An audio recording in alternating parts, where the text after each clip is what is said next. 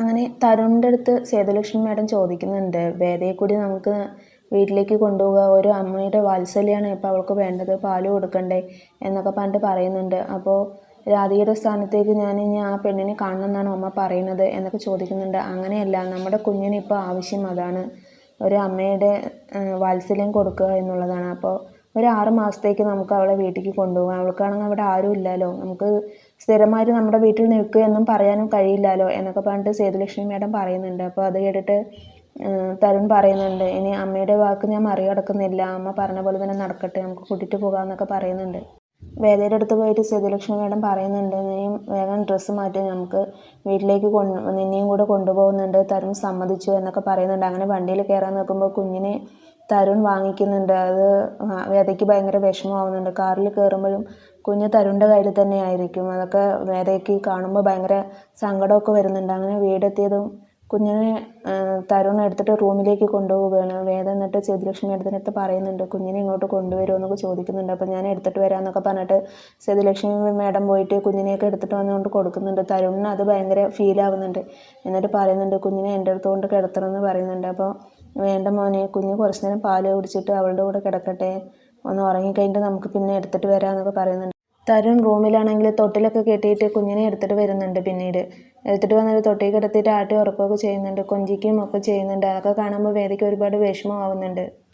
ജയിലിലാണെങ്കിൽ വിക്രത്തിൻ്റെ കൂടെ സെല്ലിലുണ്ടായിരുന്ന ആൾ ജയിലിൽ നിന്ന് പോവുകയാണ് റിലീസായിട്ട്. അപ്പോൾ ആൾ പറയുന്നുണ്ട്, നീയും പുറത്തിറങ്ങുമ്പോൾ എന്നെ വിളിക്കണം, ഞാൻ പുറത്തുണ്ടാവും എന്നൊക്കെ പറഞ്ഞ് യാത്ര ചോദിച്ചിട്ട് അവിടെ നിന്ന് ഇറങ്ങുന്നുണ്ട്.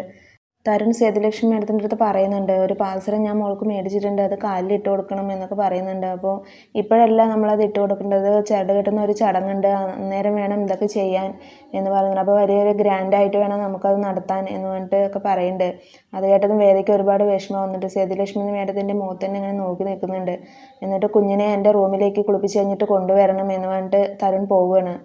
അത് കഴിഞ്ഞ് സേതുലക്ഷ്മി മാഡം കുഞ്ഞിനെ കുളിപ്പിച്ചിട്ട് വേറൊരു വേലക്കാരി അവിടെ ഉണ്ട്. അപ്പോൾ ആളുടെ അടുത്ത് കൊടുത്തു വിടണം. അതുകൊണ്ടത് വേദം പറയുന്നുണ്ട്, ഞാൻ കുഞ്ഞിനെ എടുത്തോട്ടെ എന്ന് ചോദിക്കുന്നുണ്ട്. അപ്പോൾ വേണ്ട, നമ്മളിപ്പോൾ കുഞ്ഞിനെ കൊടുത്തില്ലെങ്കിൽ അവൻ നമ്മളുടെ അടുത്തേക്ക് വരും, അപ്പോൾ അത് വേണ്ട.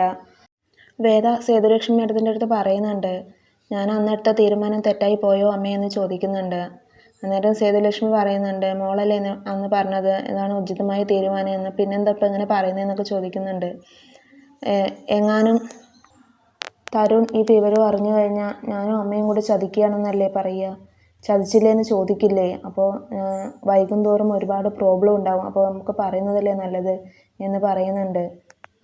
സേതുലക്ഷ്മി പറയുന്നുണ്ട്, എനിക്കത് പറയാനുള്ള ധൈര്യമില്ല, അവന് ഇനി എന്തെങ്കിലും പ്രോബ്ലം ആവുമോ അത് പറഞ്ഞതുകൊണ്ട്, ആ കുഞ്ഞിനോട് അത്രയ്ക്ക് ഇഷ്ടമാണ് അവന് എന്നൊക്കെ പറയുന്നുണ്ട്.